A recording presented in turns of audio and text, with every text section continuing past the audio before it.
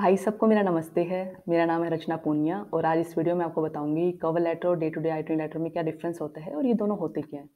तो जब भी हम किसी भी कंट्री के लिए वीज़ा अप्लाई करते हैं इंडिया से टूरिज़्म पर्पज़ के लिए, तो ये जो दोनों लेटर्स हैं ये रिक्वायर्ड डॉक्यूमेंट्स होते हैं और इसके बिना हमारा जो वीज़ा एप्लीकेशन है वो सबमिट नहीं हो सकता।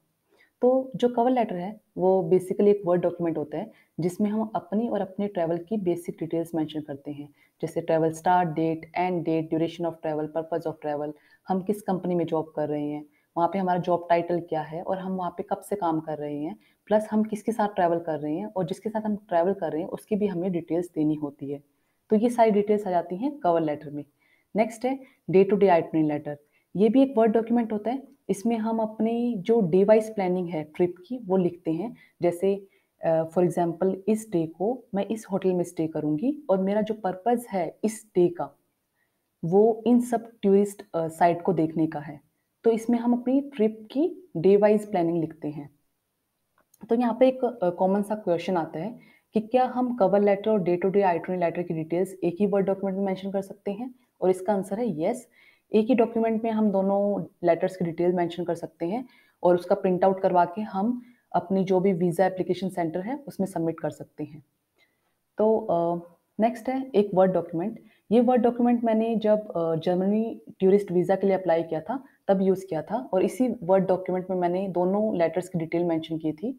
इसको आप एज़ ए रेफ़रेंस यूज़ कर सकते हैं अपनी वीज़ा एप्लीकेशन सबमिशन के लिए।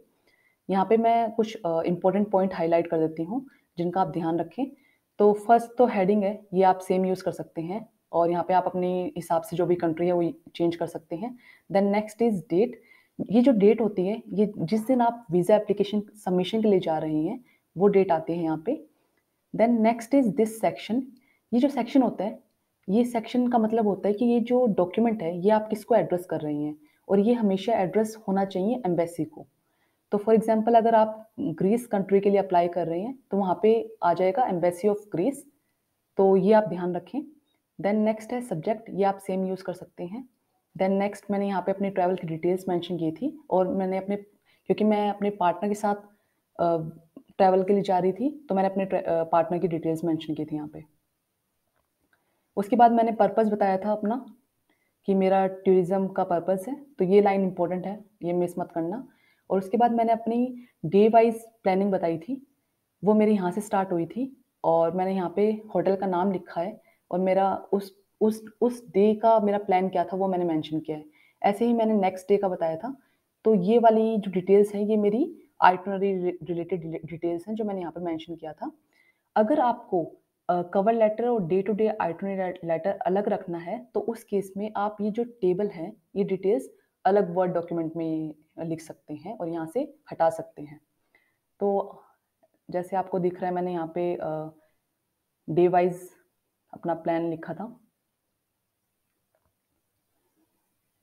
उसके बाद मैंने यहाँ पे अपनी जो भी मेरी डिटेल्स हैं कि मैं किस कंपनी में जॉब कर रही हूँ, मेरा जॉब टाइटल क्या है, वो सब मेंशन किया था और यहाँ पर मैंने एक इम्पोर्टेंट पॉइंट लिखा था कि मेरी जो कंपनी है, मेरी उस ट्रैवल डेट्स की उसने लीव्स अप्रूव कर रखी हैं। उसके बाद मैंने अपना पासपोर्ट नंबर लिखा है और अपनी कॉन्टैक्ट डिटेल्स लिखी हैं। तो ये मेरा डॉक्यूमेंट था जो मैंने सबमिट किया था। अब आते हैं कुछ इम्पोर्टेंट पॉइंट।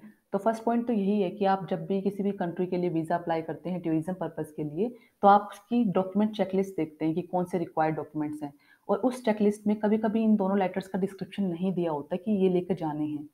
पर ये दोनों लेटर्स हर कंट्री के लिए वैलिड होते हैं और इनके बिना आपकी वीज़ा एप्लीकेशन सबमिट नहीं होगी, तो आपको हर कंट्री के लिए ये लेकर जाने होंगे।